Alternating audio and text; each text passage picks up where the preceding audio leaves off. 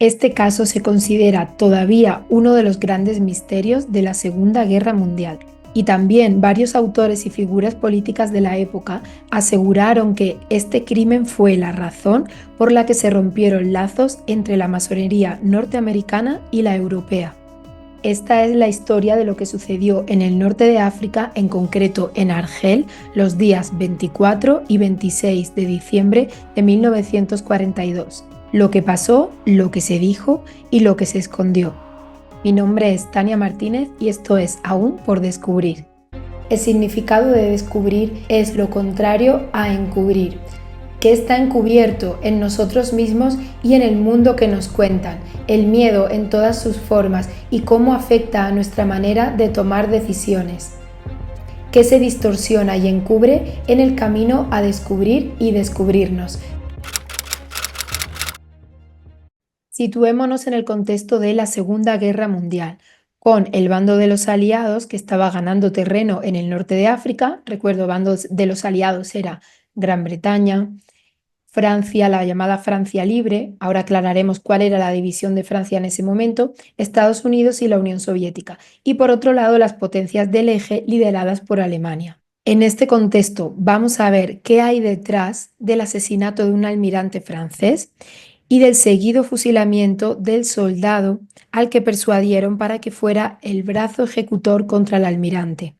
Durante los próximos minutos en que cuento esta historia voy a estar compartiendo en pantalla fuentes, artículos, libros, imágenes y otros datos para que quien quiera pueda ir a comprobar por sí mismo los detalles de la historia. El almirante francés era François Darlan. Algunos afirman que el móvil para quitarlo del medio sigue siendo un misterio y que puede que así quede para siempre. Pero en cambio, otros lo tienen claro. Fue la masonería y marcó diferencias irreconciliables entre la masonería norteamericana y la europea liderada desde Londres. Un personaje clave aquí es el general Henry Giraud. Este general fue el nombrado a sustituir al almirante Darlan tras su asesinato. Antes de que llegara ese momento, luchando contra los alemanes en la Segunda Guerra Mundial, en mayo de 1940, el general Giraud fue hecho prisionero y encarcelado en el suroeste de Polonia, en el castillo de Königsstein, y casi 2 años después consiguió escapar de allí con la ayuda de los servicios secretos británicos. Una vez los alemanes se dieron cuenta de su huida y quisieron volver a encarcelarlo, Giraud consiguió seguir en libertad jurando que no se opondría al régimen de Vichy. Aquí ya estamos en el año en que se sucedieron los crímenes en Argel, 1942. Recuerdo la división de Francia en ese momento. Por un lado estaba la Francia libre y por el otro el llamado gobierno de Vichy.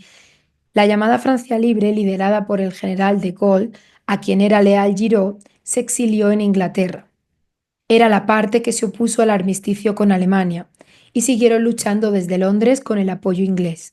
Mientras que el gobierno de Vichy, al que pertenecía el almirante Darlan y liderado por el mariscal Pétain, fue el gobierno que se estableció en la Francia no ocupada por Alemania y que sí colaboraba con la Alemania nazi.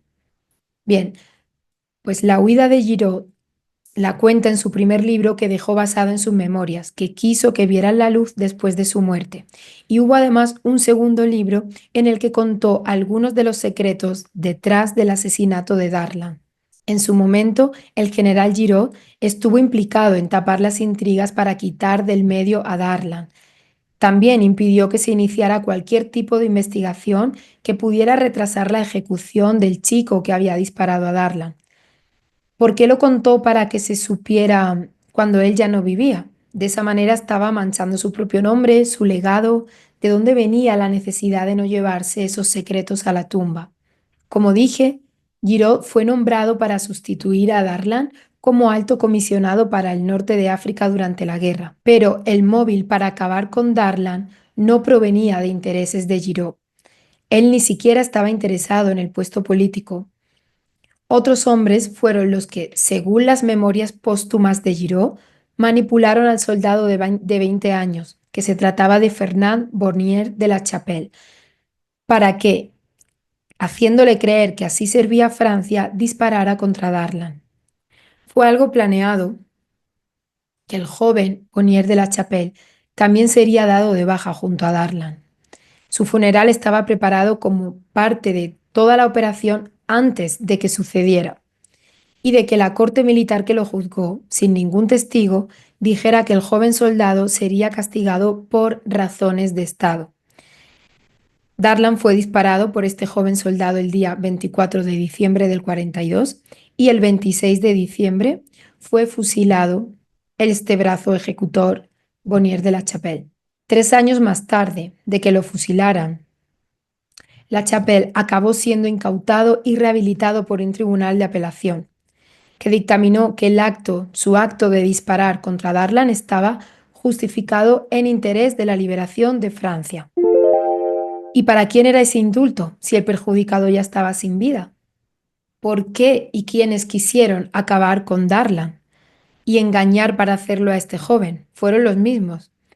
Es absolutamente perverso cómo se dieron los hechos. Varias fuentes afirman que el asesinato del almirante Darlan fue por orden de Churchill. Una es Anthony Berrier, quien en su libro Asesinato en Argel dice que el crimen fue planeado en Londres con el conocimiento de De Gaulle, recuerdo, el líder de la llamada Francia Libre, y que estaba fuertemente influenciado por el gobierno de Churchill, para que sirviera a sus intereses y el del bando aliado que los ingleses lideraban.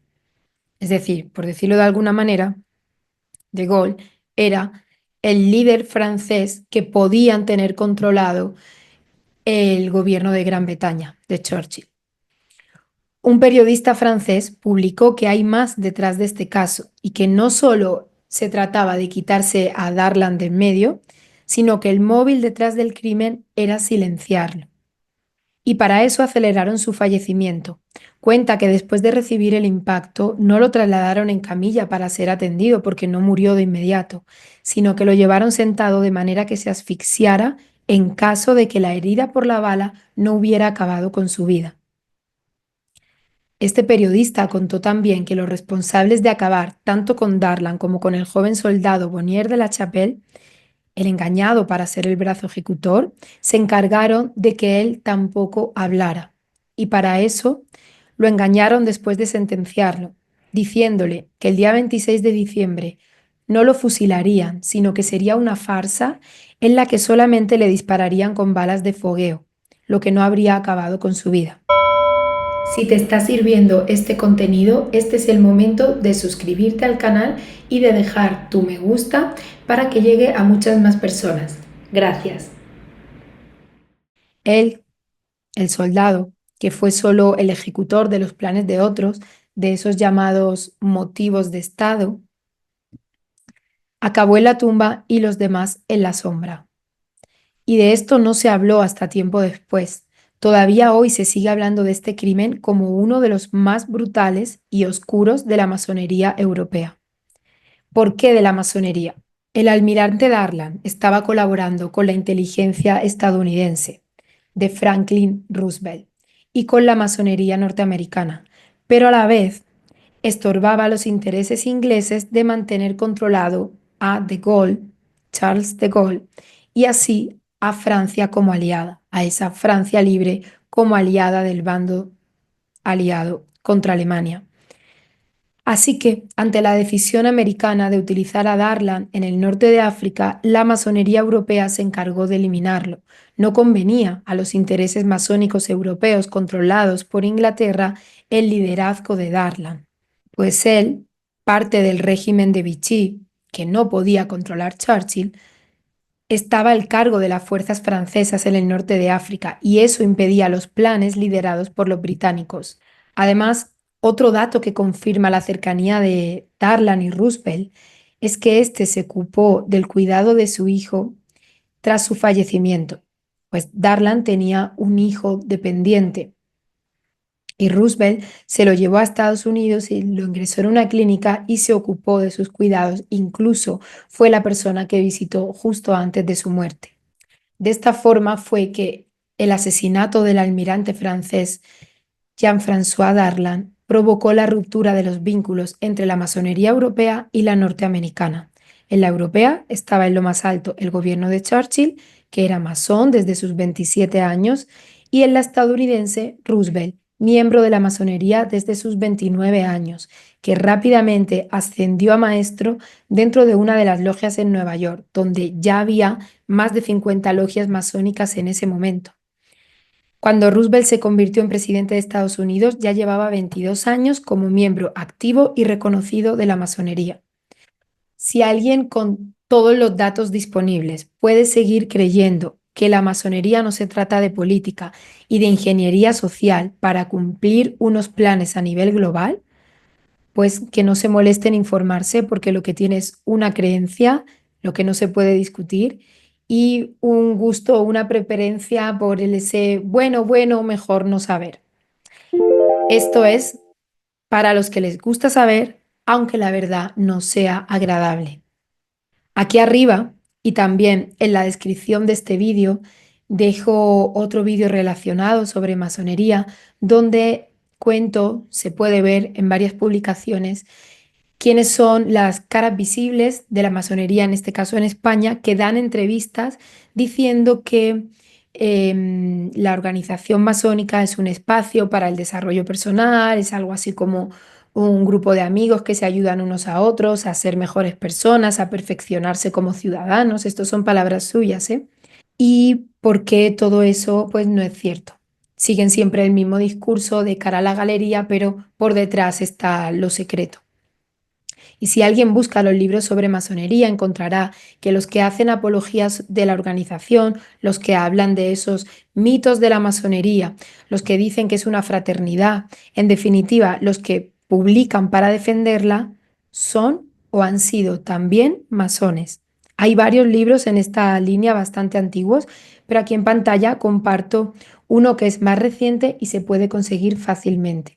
Deseo que hayas disfrutado del contenido, que te sirva y que comentes si ya conocías esta historia, si quieres añadir algún dato que yo no haya dado, tu opinión sobre esta historia, si crees que de verdad fue un crimen masónico y que generó esa división entre la masonería europea y la norteamericana que todavía no se ha reconciliado.